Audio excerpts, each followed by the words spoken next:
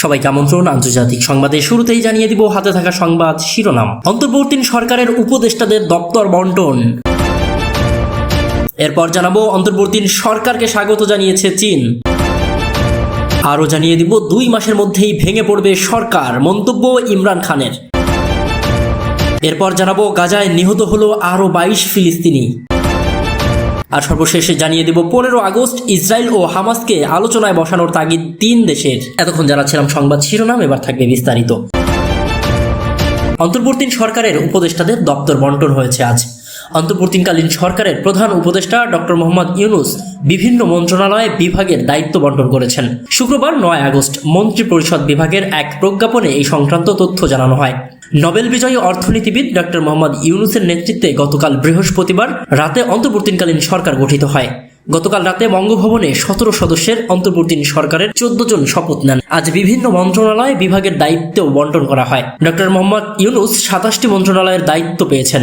এগুলো হলো মন্ত্রিপরিষদ বিভাগ, প্রতিরক্ষা মন্ত্রণালয়, সশস্ত্র বিভাগ, শিক্ষা মন্ত্রণালয়, সড়ক পরিবহন ও সেতু মন্ত্রণালয়, খাদ্য মন্ত্রণালয়, গৃহায়ন ও গণপূর্ত মন্ত্রণালয়, ভূমি মন্ত্রণালয়, বস্ত্র ও পাট মন্ত্রণালয়, কৃষি মন্ত্রণালয়, বিজ্ঞান ও প্রযুক্তি মন্ত্রণালয়, রেলপথ মন্ত্রণালয়, জনপ্রশাসন মন্ত্রণালয়, বিদ্যুৎ জ্বালানি ও খনিজ সম্পদ মন্ত্রণালয়, নৌ পরিবহন মন্ত্রণালয়, পানি সম্পদ মন্ত্রণালয়, মহিলা ও শিশু বিষয়ক মন্ত্রণালয়, দুর্যোগ ব্যবস্থাপনা ও ত্রাণ মন্ত্রণালয়, তথ্য ও সম্প্রচার মন্ত্রণালয়, প্রবাসী কল্যাণ ও বৈদেশিক কর্মসংস্থান মন্ত্রণালয়, বাণিজ্য মন্ত্রণালয়, শ্রম ও কর্মসংস্থান মন্ত্রণালয়, সাংস্কৃতিক বিষয়ক মন্ত্রণালয়, বেসামরিক বিমান পরিবহন ও পর্যটক মন্ত্রণালয়, মুক্তিযুদ্ধ বিষয়ক মন্ত্রণালয়, পার্বত্য চট্টগ্রাম বিষয়ক মন্ত্রণালয় এবং প্রাথমিক ও গণশিক্ষা মন্ত্রণালয়। অন্যান্য উপদেষ্টারা যেসব মন্ত্রণালয়ের দায়িত্ব পেয়েছেন তারা হলেন সালেউদ্দিন আহমেদ অর্থ মন্ত্রণালয় ও পরিকল্পনা মন্ত্রণালয়, ডক্টর আসিফ নজরুল আইন, বিচার ও সংসদ বিষয়ক মন্ত্রণালয়, আদিলুর রহমান খান শিল্প মন্ত্রণালয়, মোহাম্মদ তৌহিদ হোসেন পররাষ্ট্র মন্ত্রণালয়, হাসান আরিফ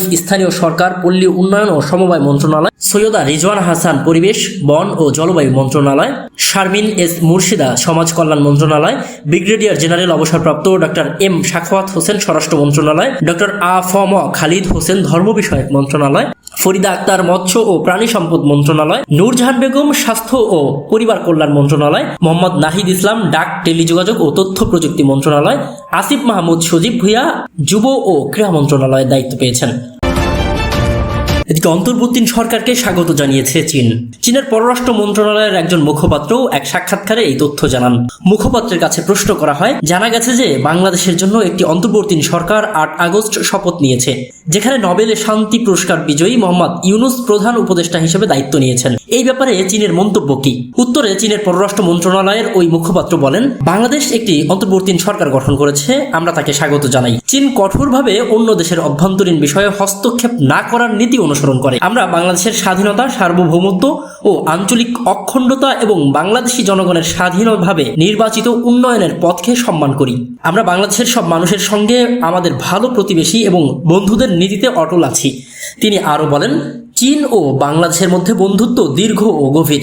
চীন বাংলাদেশের সঙ্গে তার সম্পর্ককে মূল্য দেয় এবং বিভিন্ন ক্ষেত্রে দ্বিপাক্ষিক আদান প্রদান ও সহযোগিতা বৃদ্ধি করতে এবং আমাদের ব্যাপক কৌশলগত সহযোগিতামূলক অংশীদারিত্বকে আরও এগিয়ে নিতে বাংলাদেশের সঙ্গে কাজ করতে প্রস্তুত রয়েছে। এদিকে 2 মাসের মধ্যেই ভেঙে পড়বে সরকার, এমন মন্তব্য করল ইমরান খান। সরকারের হাতে আর মাত্র 2 মাস সময় আছে।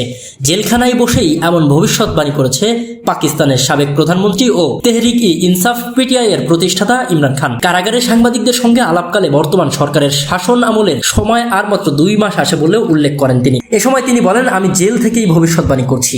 সরকারের হাতে আর মাত্র 2 মাস সময় আছে। সরকার একটি জলাবদ্ধতায় আটকে আছে। অন্যদিকে নিজের অবস্থান নিয়েও ইমরান খান বলেন, আমার কাছে অনেক সময় আছে, কিন্তু তাদের সময় ফুরিয়ে যাচ্ছে। তারা বোকা, সে কারণেই তারা এটি বুঝতে পারছে না। এর আগে 9 মে ট্র্যাজেডি ইস্যুতে শোনা গিয়েছিল দেশব্যাপী দাঙ্গা হামলার দায় স্বীকার করে নিঃশর্ত ক্ষমা চেয়েছেন ইমরান খান। তবে বিষয়টি যে সত্যি নয় সেই ব্যাপারে স্পষ্ট করেছেন সাবেক এই প্রধানমন্ত্রী। এই ব্যাপারে তিনি বলেন, আমি নিঃশর্ত ক্ষমা চেয়েছি এমন ধারণা ভুল। আমি শুধু পাকিস্তানের পক্ষে কথা বলতে বলেছি। আমি ক্ষমা চাইবই যদি পিটিআই এর কর্মীদের 9 মে ট্র্যাজেডির সিসিটিভি ফুটেজে দেখানো হোক। সরকারের সঙ্গে চুক্তির বিষয়টিও প্রত্যাখ্যান করেছেন ইমরান। এই ব্যাপারে তিনি বলেন, যত মামলা করতে চান করেন, আমি কোনো চুক্তি করব না। একই সঙ্গে বর্তমান সরকারের অধীনে তার দল পুনর্নির্বাচনে অংশ নেবে না বলেও জানিয়ে দেন তিনি। এদিকে গাজায় নিহত আরো 22 ফিলিস্তিনি। ফিলিস্তিনের অবরুদ্ধ গাজা ভূখণ্ডে ইসরায়েলি বর্বর হামলায় আরও 22 ফিলিস্তিনি নিহত হয়েছেন। এতে করে উপত্যকাটিতে নিহতের মোট সংখ্যা প্রায় 39,700 জনে পৌঁছেছে। এই ঘটনায় 77 জন আহত হয়। বৃহস্পতিবার 8 আগস্ট এক প্রতিবেদনে এই তথ্য জানিয়েছে বার্তা সংস্থা আনাদুলু মিডল ইস্ট মনিটর। প্রতিবেদনে বলা হয়েছে, গাজা উপত্যকায় ইসরায়েলের চলমান হামলায় কমপক্ষে আরও 22 ফিলিস্তিনি নিহত হয়েছেন। এতে করে গত বছরের অক্টোবর থেকে এই পর্যন্ত মোট মৃতের সংখ্যা বেড়ে 39,699 জনে পৌঁছেছে বলে বৃহস্পতিবার অবরুদ্ধ এই ভূখণ্ডের স্বাস্থ্য মন্ত্রণালয় জানিয়েছে। উল্লেখ্য, গত 7 অক্টোবর হামাসের নজিরবিহীন হামলার পর থেকে গাজা উপত্যকায় বিমান ও স্থল হামলা চালিয়ে আসছে ইসরায়েল। এই হামলায় হাসপাতাল, স্কুল, শরণার্থী শিবির, মসজিদ, গির্জাসহ হাজার হাজার ভবন ক্ষতিগ্রস্ত বা ধ্বংস হয়ে গেছে। এছাড়া ইসরায়েলি আগ্রাসনের কারণে প্রায় 20 লাখেরও বেশি বাসিন্দা তাদের বাড়িঘর ছাড়তেও বাধ্য হয়েছেন। এদিকে 15ই আগস্ট ইসরায়েল ও হামাসকে আলোচনায় বসানোর তাগিদ 3 দেশের। আগামী 15ই আগস্ট আলোচনায় বসার জন্য ইসরায়েল ও হামাসের নেতাদের প্রতি আহ্বান জানিয়েছে যুক্তরাষ্ট্র, মিশর ও কাতার।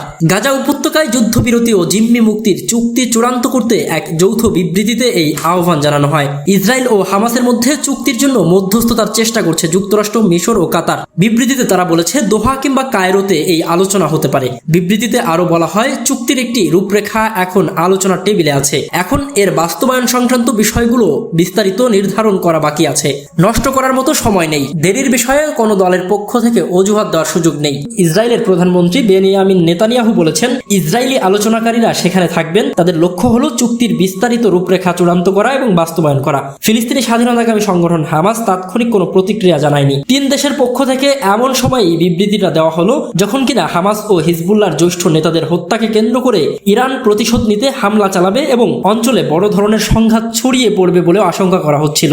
মার্কিন প্রশাসনের জ্যেষ্ঠ এক কর্মকর্তা বলেন, আগামী সপ্তাহের মধ্যে সমঝোতা চুক্তির স্বাক্ষর হওয়ার কোনো আশা নেই, কারণ হামাস ও ইসরায়েলের মধ্যে আলোচনা সহ বিভিন্ন গুরুত্বপূর্ণ বিষয়ে সুরাহা করতে সময় লাগবে। আলোচনার টেবিলে 2 পক্ষকেই সক্রিয় থাকতে হবে।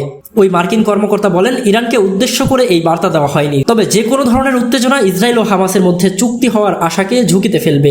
এর আগে বৃহস্পতিবার জাতিসংঘের ইরান মিশনের পক্ষ থেকে বলা হয়, তারা চায় 2টি বিষয়কে অগ্রাধিকার দেওয়া হোক। সেগুলো হলো গাজা উপত্যকায় টেকসই যুদ্ধবিরতি প্রতিষ্ঠা করা এবং ভূখণ্ডটি থেকে দখলদারদের প্রত্যাহার করা।